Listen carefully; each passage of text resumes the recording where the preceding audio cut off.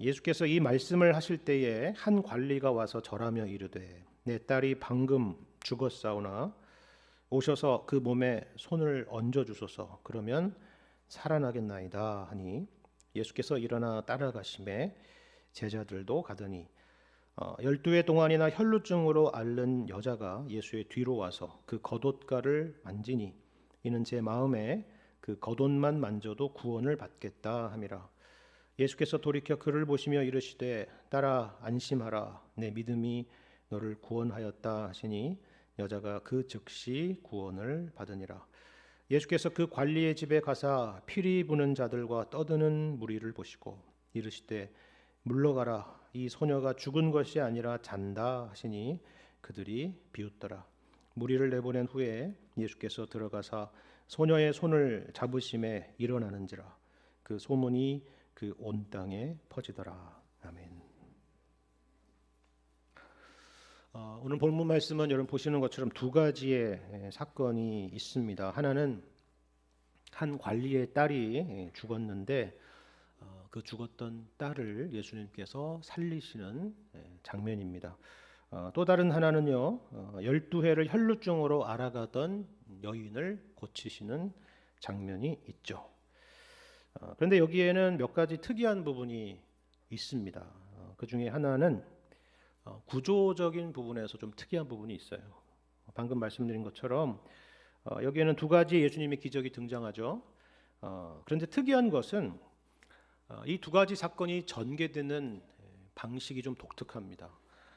먼저 시작은 한 관리가 예수님을 찾아왔기 때문입니다. 그래서 예수님께서 그 죽은 딸을 살리시기 위해서 그 관리의 집을 향하여 가신 것이죠.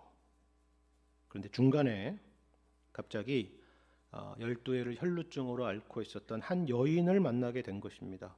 그리고 그 이야기가 중간에 한참 진행되다가 다시 이어서 그 관리의 집에 도착해서 거기서 일어난 사건을 기록하고 있다라는 것입니다.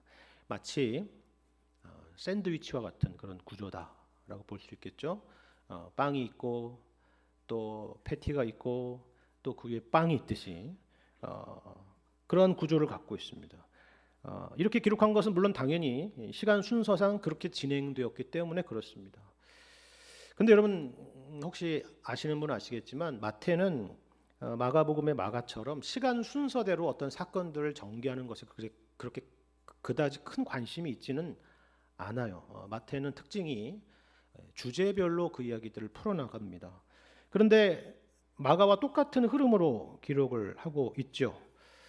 그런 의미에서 오히려 이러한 특징적인 부분이 단지의 시간적인 흐름을 보여주는 것을 떠나서 주제적으로도 이와 같은 구조적인 모습이 우리에게 중요한 의미를 던져주고 있다라는 것을 생각해 볼 필요가 있습니다. 두 번째로는요, 내용적으로도 참 특이한 부분이 있습니다. 사실 여기 계신 많은 분들은 이미 예수님을 믿는 분이 이 자리에 계시기 때문에 이제는 이 내용이 별로 놀랍지 않을 수도 있습니다. 그런데 한번 한 발짝 좀 뒤에서 한 발짝 멀리서 이 사건을 한번 생각해 보시길 바라요. 지금 이 관리의 요청이 뭡니까? 이미 죽은 딸을 살려달라는 것이잖아요. 그럼 이게 얼마나 말도 안 되는 부탁입니까? 물론 이 관리가 예수님을 찾아온 것은 분명히 예수님에 대한 여러 소문을 들었기 때문이죠. 수많은 병자들을 고치시고 귀신 들린 사람들을 고치셨다는 이야기를 들었을 것입니다. 그 어떤 병도 예수님이 못 고치시는 병이 없었다라는 것을 듣기도 했을 것이고 직접 목격하기도 했을 겁니다.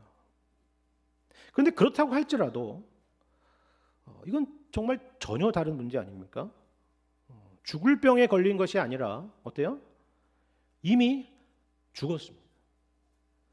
그러니까 이 관리는 사실 예수님에게 말도 안 되는 요구를 하고 있는 것입니다. 물론 우리가 같은 사건을 다루고 있는 마가복음 말씀을 보면 이 오늘 본문의 마태복음에서 언급하고 있지 않는 더 많은 정보를 얻을 수가 있습니다. 이 관리는 회당장이었고 그 이름은 야이로라는 사실도 알 수 있고요.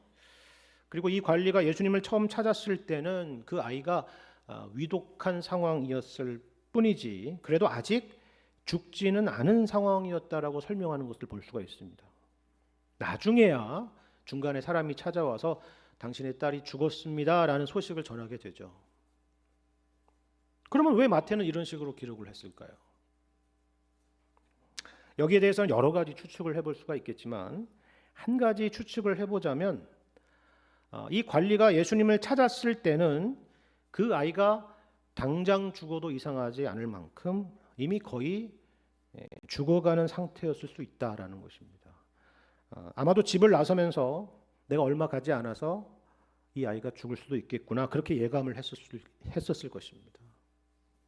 아니면 이미 그 딸은 죽었지만 그 끔찍한 현실을 인정하고 싶지 않아서 그 현실을 부정하고 예수님을 홀로 찾아왔을 수도 있습니다. 그래서 나중에 사람이 쫓아와서 이 관리에게 딸의 죽음을 알렸을 수도 있죠. 어쨌건 마태는 그저 이 사실을 과장하기 위해서 이런 식으로 기록하지는 않았을 거라는 것입니다. 딸은 거의 죽은 것과 다름이 없었거나 이미 죽었을 수 있다라는 것이죠. 예를 들어서 이런 거랑 같은 거죠. 어떤 건물이 이미 붕괴되어 가지고 이제 막 내려앉고 있는 그런 상황인데 그걸 보면서 아직 다 무너진 것은 아니잖아 라고 말하는 것은 전혀 틀린 말은 아니겠지만 그렇다고 맞는 말도 아닌 것과 같은 것입니다. 그렇죠. 중요한 것은 지금 이 관리가 말도 안 되는 요청을 지금 예수님께 하고 있다라는 사실입니다.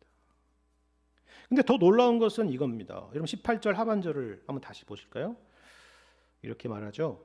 내 딸이 방금 죽었사오나 오셔서 그 몸에 손을 얹어 주소서. 그러면 살아나겠나이다. 이렇게 말합니다. 죽은 사람을 살리는 것도 상상할 수조차 없는 일이고 정말이지 말도 안 되는 요청인데 어떻게 해요?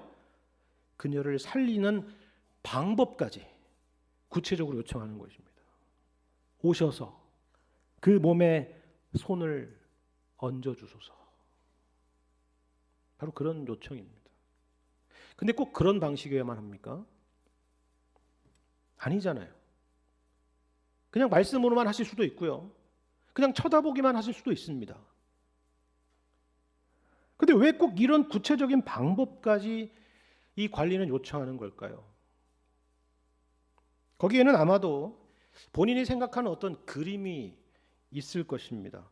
이런 식으로 해야만 뭔가 기적이 일어날 수 있다라는 생각을 갖고 있었던 거죠. 아마 예수님께서 손을 내밀어서 고치시는 장면을 보았기 때문에 그랬을 수도 있습니다. 그렇죠.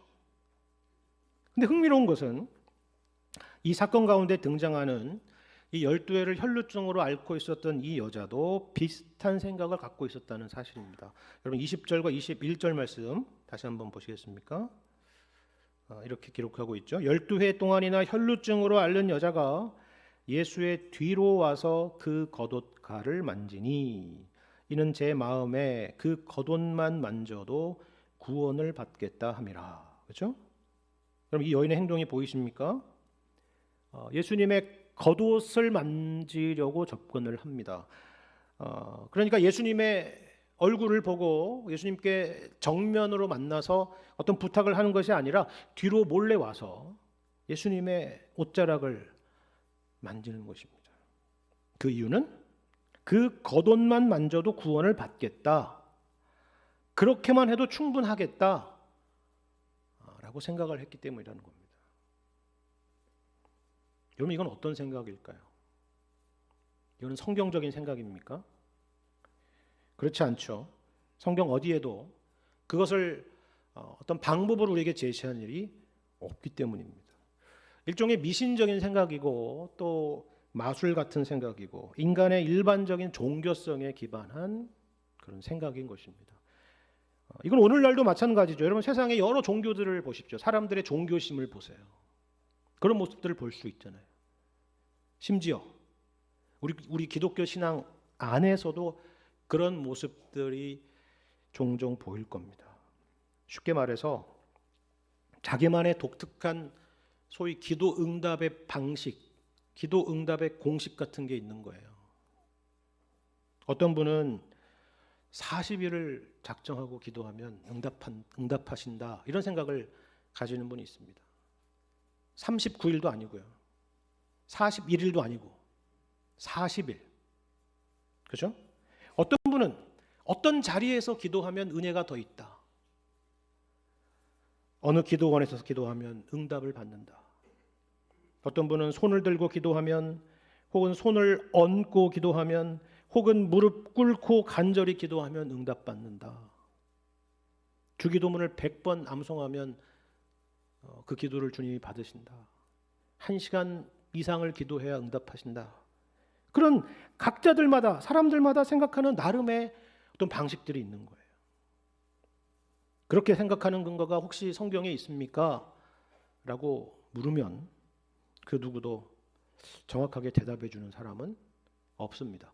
아니, 성경을 보니까 그 누구도 그렇게 기도를 하던데요 라고 얘기하는 정도겠죠. 아니면 누가 그랬다더라, 아니면 옛날에 그렇게 보니까 가장 효과적이더라. 거의 그게 전부입니다. 여러분, 예를 들어서 요한복음을 보면은 베데스다 연못가에 수많은 병자들이 쭉 둘러서 모여 있지 않습니까? 왜 여기에 모여 있느냐 하니까 천사들이 가끔씩 이 연못에 와서 물을 움직이게 할 때가 있는데, 그 움직임을 제일 먼저 포착해서 선착순 1번으로 들어가게 되면 어느 병에 걸렸든지 낫게 된다라고 하는 그런 전설, 그런 미신 같은 것이 있었기 때문이라는 것입니다. 마찬가지라는 거죠. 그 사람들이나 오늘 본문의 관리나 이 여인이나, 그리고 심지어는 우리조차도 사람들마다 어떤 각각 자기만의 독특한 신앙의 형태를 갖고 있는 것입니다. 물론 단지 비난하려고 하는 것은 아닙니다. 왜 저 사람들은 저런 식으로 예수님에게 다가가지? 왜 저분은 저렇게 유별나게 신앙생활을 하지? 여러분, 그게 핵심이 아니에요. 그럴 수 있죠. 충분히 그럴 수 있습니다. 근데 왜 사람들은 그런 식으로 예수님께 간청하는 걸까요? 물론 1차적으로는 성경에 무지하기 때문일 수 있습니다. 모르니까요. 아직 배운 일이 없으니까. 그렇게 해야 되는 줄만 알고 그렇게 하는 사람들이 있죠. 근데 그것만이 아니라 오늘 본문 가운데서는 또 다른 중요한 이유가 있습니다. 그게 뭐냐 하면 절박하기 때문입니다. 절박하니까. 여러분, 생각해 보십시오. 이거보다 더 절박한 상황이 있습니까? 사랑하는 딸이 죽었습니다. 아마도 이 딸이 이 관리에게는 모든 것이었는지도 몰라요. 그렇게 사랑하는 딸이 죽었는데 뭘 못하겠습니까? 그렇죠? 사실 당시에 이 회당장이라고 하는 자리는요, 그 이름 그대로 회당을 총괄적으로 관리하는 그런 책임자였습니다. 성직자 같은, 제사장 같은 그런 직책은 아니었지만 회당 건물을 관리하거나 회당에 있는 성경 두루마리를 보관하고 보존하거나, 안식일이 되면은 성경을 봉독할 사람, 기도할 사람, 그리고 설교할 사람들을 준비하는 그런 것을 총괄적으로 운영하는 사람이 바로 회당장이었습니다. 아무나 이런 일을 하겠습니까? 아니겠죠. 그 지역에서 가장 존경받는 사람, 가장 경건한 사람, 그리고 경제적으로도 넉넉한 사람, 어느 하나 못하지 않은 사람, 그 누구라도 부러워하는 사람, 그런 사람이 당시에 회당장이 되었다라고 합니다. 그런데 그런 회당장이 지금 이처럼 말도 안 되는 부탁을 하기 위해서 예수님을 찾아온 거예요. 사람이 뭐라고 하든, 뭐라고 평가하든 상관없이, 그게 말이 돼? 그런 걸 부탁하겠다고? 말도 안 되는 일을? 그런 거 상관없이 자존심이고 뭐고 지금 다 버리고 단숨에 예수님께 달려온 것입니다. 그리고 이러한 방식으로 살려주시면 좋겠다. 내가 보니까 그게 제일 좋은 방식인 것 같더라 라고 하면서 예수님에게 그런 구체적인 방법까지 친히 이야기하는 거죠. 왜요? 지금 이 사람에게는 이것만큼 절박한 것이 없기 때문입니다. 여러분, 여기 12회를 혈루증으로 앓았던 여인도 마찬가지입니다. 마가복음을 보면 좀 더 구체적인 설명이 있는데요. 뭐라고 하느냐면 이 여인이 많은 의사에게 많은 괴로움을 받았고 가진 것도 다 허비하였을 때 아무 효험이 없었고 도리어 더 중하였던 차에 예수님의 소문을 듣고 그 수많은 인파들을 뚫고 예수님의 옷자락을 만졌다라는 것입니다. 그 12년 동안, 그 긴 시간 동안 동네에 의사란 의사는 다 만나봤다는 것입니다. 그런데 치료는커녕 괴로움만 더했다는 거죠. 이것도 해보고 저것도 해보고 당시에 존재하던 모든 민간요법도 다 동원해도 소용이 없었다는 것입니다. 그런 가운데서 얼마나 고통이 컸겠습니까? 그런데 도리어 건강은 더욱더 악화되고 그 과정 가운데에서 가진 것들을 다 허비하고 말았다는 것입니다. 그런데 이게 유대 사회에서는 단지 질병의 문제만은 아니잖아요. 그렇죠? 이와 같은 혈루병은 육체적으로 문제가 있을 뿐만이 아니라 영적으로도 부정한 자로 인식되어서 사람들과의 접촉이 원천적으로 차단되었습니다. 사회적으로 고립되는 것입니다. 그러니까 이처럼 사람들이 몰리는 곳에 오면은 더더욱 안 되겠죠. 왜냐하면 그렇게 하게 되면은 그와 접촉한 사람들을 다 부정하게 만들 수 있기 때문입니다. 그런데 그럼에도 불구하고 그 수많은 인파들을 뚫고 마침내 손을 뻗어서 예수님의 옷자락을 만지게 되는 것입니다. 왜 그랬을까요? 마찬가지죠. 절박했기 때문입니다. 이것은 살아도 사는 것이 아니었기 때문이었죠. 그래서 예수의 겉옷가를 만지면 내가 살 수 있을 것이다 라고 하는 그 생각 하나로 이처럼 행동을 한 것입니다. 이처럼 말도 안 되는 상황 가운데에서 말도 안 되는 믿음으로 말도 안 되는 요구를 하고 있는 거죠. 이것이 오늘 본문에서 보여주는 이 두 사람의 모습입니다. 그런데 우리가 이 본문 가운데서 더 놀라운 것이 뭔지 아십니까? 우리 예수님께서는 이들의 말도 안 되는 믿음과 말도 안 되는 요청을 거절하지 않으시고 거기에 응답하셨다라는 사실입니다. 그럼 다시 18절 하반절을 보시겠습니까? 분명히 이 관리는 뭐라고 해요? 방금 죽은 딸을 살려달라고, 그것도 그 몸에 손을 얹어서 살게 해달라고 요청하잖아요. 그렇다면 우리 생각에는 예수님께서 이렇게 대답하실 수 있겠다 생각이 들죠. 야, 너는 죽은 사람을 살려달라는 요구가 어떤 요구인지는 알고 지금 부탁을 하는 것이냐? 그리고 꼭 손을 얹어야만 살아나는 거 아니야. 그거는 잘못된 생각이지. 내가 말 한마디만 해도 살아날 수 있다는 것을 너는 모르느냐? 집에 가보거라. 이미 딸이 나아 있을 것이다. 그렇게 말씀하실 수도 있지 않겠습니까? 그렇죠? 근데 여러분 예수님을 보십시오. 19절을 보시면 예수께서 일어나 따라가셨다 라고 말씀합니다. 그 말도 안 되는 요청에 응답하시고 친히 함께 그곳으로 가시는 것입니다. 그리고 25절에서 보는 것처럼 이 딸을 치유하실 때에도요, 아니 살리실 때에도 이 관리의 요청대로 소녀의 손을 잡으심으로 살리셨습니다. 예수님의 겉옷가를 잡았던 이 여인은 또 어떻습니까? 아무 일도 일어나지 않은 것이 아니라 마찬가지로 치유함을 받았습니다. 자, 그렇다면 우리는 여기서 어떤 결론을 내릴 수가 있을까요? 예수님은 우리의 절박함을 아신다. 그리고 우리가 어떤 방식으로 믿음이라는 것을 이해한다고 할지라도, 또 그렇게 행한다고 할지라도 주님은 우리에게 응답하신다. 이런 그런 교훈입니까? 우리가 그렇게 결론을 내릴 수 있을까요? 그럴 수 없겠죠. 그것은 전혀 오늘 본문에서 강조하는 것이 아닙니다. 우리가 신앙생활을 하면서 어떤 방법이 통했다고 해서 그 방법을 어떤 공식처럼 이해해서는 안 됩니다. 그게 성경에서 말씀하는 어떤 거라면 우리는 얼마든지 강조해도 좋습니다. 아니 당연히 그렇게 해야 되겠죠. 그런데 그게 아니라면, 그런 것이 아니라면 그것을 무슨 효험이 있는 누구에게나 적용될 수 있는 방법처럼 누군가에게 가르치는 것은 우리가 굉장히 조심해야 될 부분입니다. 여러분 오늘 본문만 해도 그렇잖아요. 자, 이 관리는 예수님의 손에 특별한 능력이 있다고 믿고 있죠. 그렇죠? 근데 이 여인은 예수님의 겉옷에 능력이 있다고 믿고 있잖아요. 근데 예수님께서 이 여인에게 여인아, 내 능력은 겉옷에 있는 것이 아니라 내 손에 있는 거야. 그러셨나요? 아니죠. 아니면 이 관리의 딸에게 겉옷을 갑자기 덮어주셔가지고 여인을 치료하셨습니까? 살리셨습니까? 아니잖아요.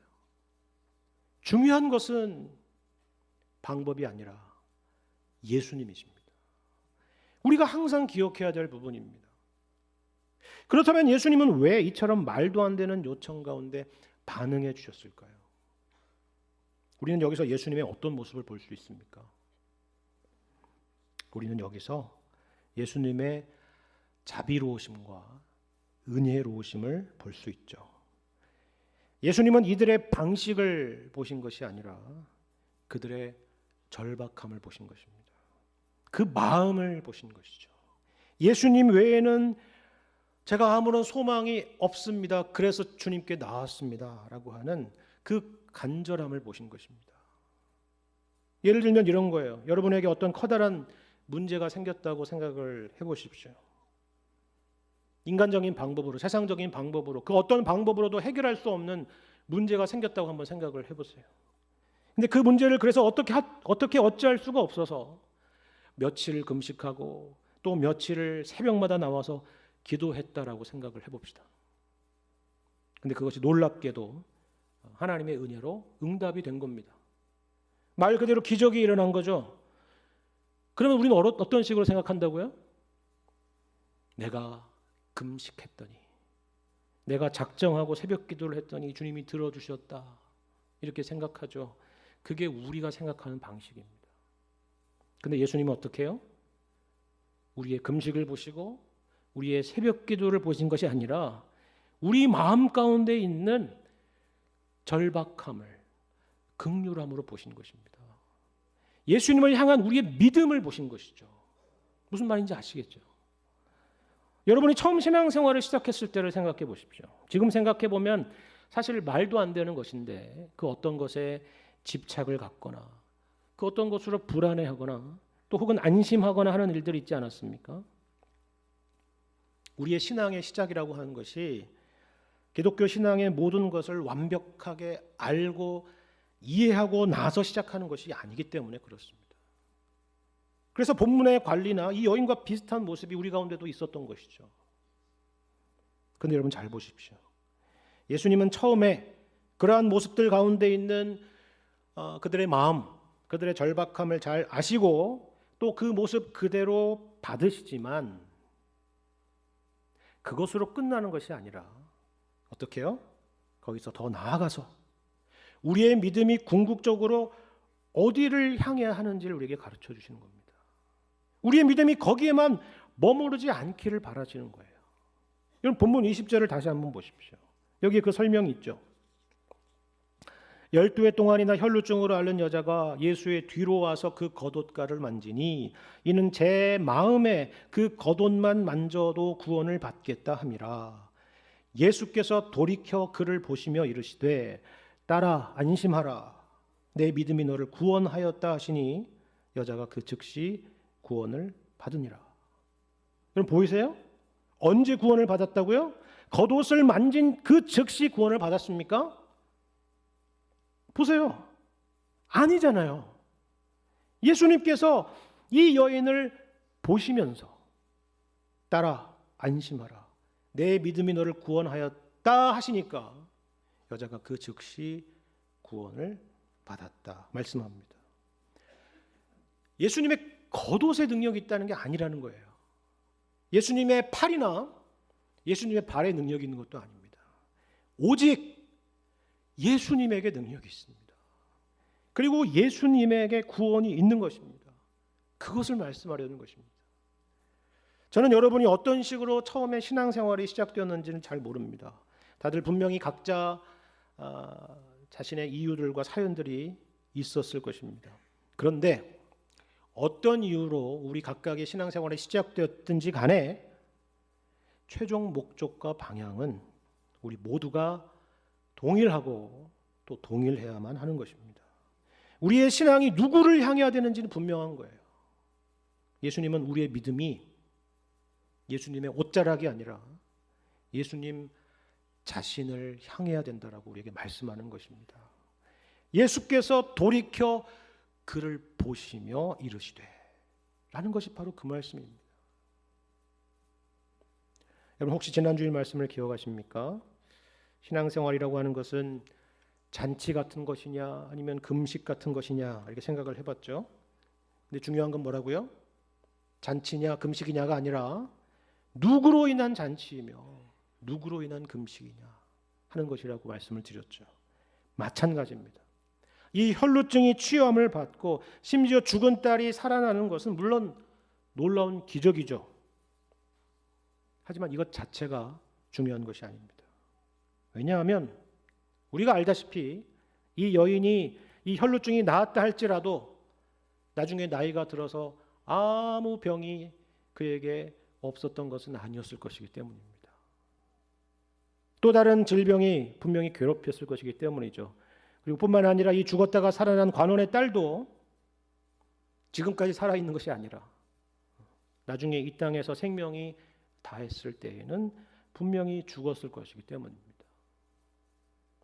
중요한 것은 누구로 인해서 이러한 치유와 생명이 가능했느냐 하는 것이죠. 여기에만 우리의 진정한 생명과 영원한 생명이 있기 때문에 그렇습니다. 다시 말해서 우리의 믿음이란 이처럼 예수님을 향해야 된다는 사실입니다. 이런 의미에서 사실 자세히 보면요, 우리가 오늘 말씀 가운데서 놀라는 것은 이 두 가지 기적 때문만은 아니에요. 그것보다 더 놀라운 게 있습니다. 어디에 있습니까? 그럼 예수님의 모습을 한번 잘 보세요. 우리의 믿음의 궁극적인 대상이 되셔야 될 예수님의 모습을 잘 보세요. 이 관리도 지금 절박하고 이 여인도 이처럼 절박한 상황인데 오늘 본문의 예수님의 모습은 너무나도 평온하고 태평한 것입니다. 그렇지 않습니까? 예수님은요, 당황하지도 않으시고 급하지도 않으십니다. 제가 서두에 오늘 본문의 구조가 특이하다고 말씀을 드렸죠. 이 사건을 따로따로 다룬 것이 아니라 샌드위치처럼 하나로 묶었다라고 말씀을 드렸습니다. 예수님께서 가시는 길에, 딸을 살리기 위해서 가시는 길에 그 중간에 이 혈루증에 걸린 여인을 만난 것입니다. 그리고 그 가는 길을 갑자기 멈춰서서는 이 여인을 고치시는 장면이 가운데 있는 것이죠. 여러분 이게 어떤 상황인지 아시겠습니까? 우리는 지금 예수님을 비추고 있는 이 1번 카메라에만 지금 집중하고 있는데요. 잠시 그 카메라가 꺼져 있는 2번 카메라를 한번 보시겠습니까? 바로 이 관리를 비추고 있는 이 카메라를 보십시오. 여러분 이 여인을 고치고 있는 이 상황 가운데서 지금 이 관리의 심정은 어땠을까요? 속으로 무슨 생각이 들었겠어요? 잘하고 계시는구나. 와 놀랍다. 그러고 계셨겠어요? 그러고 있었겠어요? 아니죠. 지금 한시라도 빨리 우리 딸에게 가야 되는데 여기서 이렇게 지체할 때가 아닌데 그렇게 생각하면서 발을 동동 구르지 않았겠습니까? 왜 예수님이 지금 여기서 시간을 보내고 계시지? 그래서 진짜 집에 와보니까 어때요? 이미 피리 부는 자들과 떠드는 무리가 왔잖아요. 장례 절차가 이미 시작되었잖아요. 근데 예수님은 오히려 그 상황 속에서도 태연하게 뭐라고 말씀해요? 물러가라. 이 소녀가 죽은 것이 아니라 잔다. 그렇게 말씀하시지 않습니까? 여러분 예수님께서 요한복음에 보면 나사로를 살리실 때도 마찬가지 아니었습니까? 마르다가 그렇게 얘기하잖아요. 주께서 여기 계셨더라면 내 오라버니가 죽지 아니하였겠나이다. 왜 좀 일찍 오시지 그랬어요. 그렇죠? 그런 의미가 담겨 있는 거잖아요. 근데 왜 예수님은 이처럼 태어나실까요? 뿐만 아니라 병을 고치시고 심지어 이 죽은 아이를 살리시는데도 우리처럼 힘을 쓰거나 용을 쓰거나 무슨 소리를 지르지도 않습니다. 오히려 뭐라고 말씀하세요? 이 여인에게는 딸아 안심하라. 그렇죠? 얼마나 평온하고 부드럽고 사랑스러운 말씀입니까? 지금 이 딸은 이 여인은 절박한데요. 그리고 이 관리의 딸에게는요, 마가복음 말씀을 보시면요, 뭐라고 예수님께서 말씀하셨냐면은 달리다 쿰이라고 말씀하셨다라고 기록하고 있습니다. 달리다 쿰이라기 무슨 뜻이냐면 소녀야 일어나라 라는 뜻입니다. 그럼 생각해 보세요. 딸아 안심하라. 소녀야 일어나라. 세상에 이렇게 평온하고 따뜻하고 부드러운 말씀이 어디 있습니까? 그렇다면 어떻게 예수님은 이런 절박한 상황 가운데, 급박한 상황 가운데서 이런 모습을 보이시고 또 이런 말씀을 하실 수가 있을까요? 여기서 우리가 분명히 확인할 수 있는 예수님에 대한 이해는 과연 무엇입니까? 간단하게 두 가지만 여러분 생각하면 좋겠습니다. 하나는 뭐냐면 먼저 예수님은 분명히 하나님이시라는 사실입니다. 여러분 하나님께서 서두르시는 것 봤습니까? 예수님에게 지각이라는 게 있나요? 아차, 내가 깜빡한 일이 있구나. 맞죠. 가는 길이었지. 그러셨나요? 그럴 수가 없죠. 우리는 달력에 빨간 펜으로 기록을 하고 일정에 표시를 하고 스마트폰에 입력하고 알람을 2번, 3번 맞춰도 종종 까먹습니다. 하지만 하나님은 계획하신 일을 놓치시는 일이 없으십니다. 다만 우리 눈에만 그렇게 보일 뿐이죠. 하나님은 실수하지 않으시고 하나님의 타이밍은 언제나 완벽하십니다. 그것을 믿으실 수 있기를 바랍니다. 뿐만 아니라 우리는 이 사건에서 예수님께서 우리의 근본적인 문제를 해결하기 위해서 오셨고 또 그 일을 행하셨다라는 것을 보게 됩니다.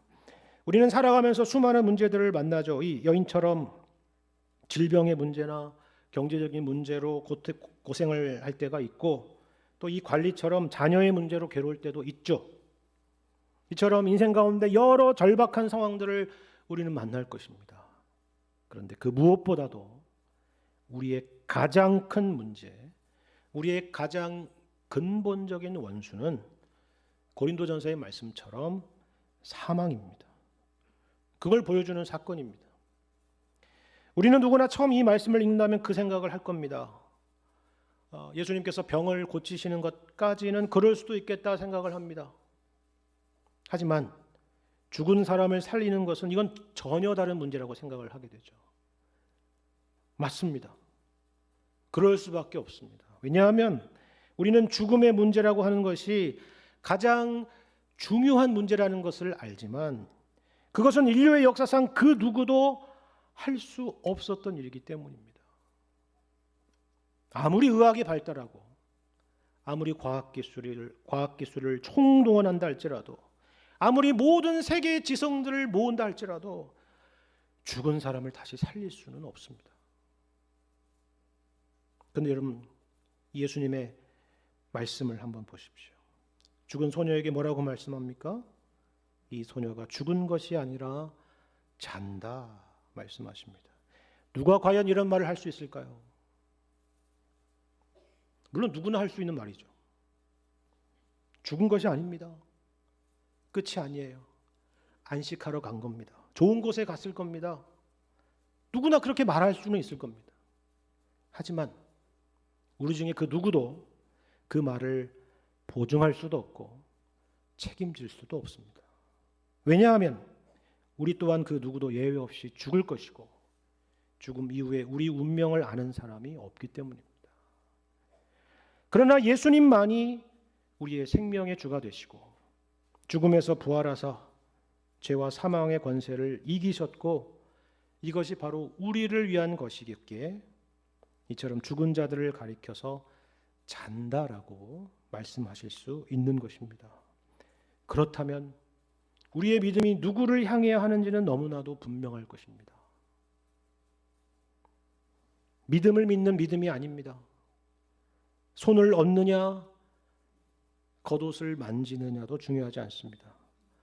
큰 믿음이냐 작은 믿음이냐 그것도 중요하지 않아요. 우리의 믿음이 작고 보잘것없고 부족하고 오류에 휩싸여 있어도 괜찮습니다. 우리의 생명의 주인이신 예수님을 믿는 믿음, 우리를 위해서 십자가에 죽으시고 부활하신 예수님을 믿는 믿음, 우리의 구주 되신 예수님이 우리와 늘 함께하고 계시고 있다라는 믿음, 우리의 현실이 비록 이 여인과 같고 이 아버지와 같을지라도 우리의 모든 문제가 선하신 하나님의 손길 가운데 있다라는 사실을 믿는 믿음, 그 믿음을 가지고 주님을 의지하며 하루하루를 사는 것입니다.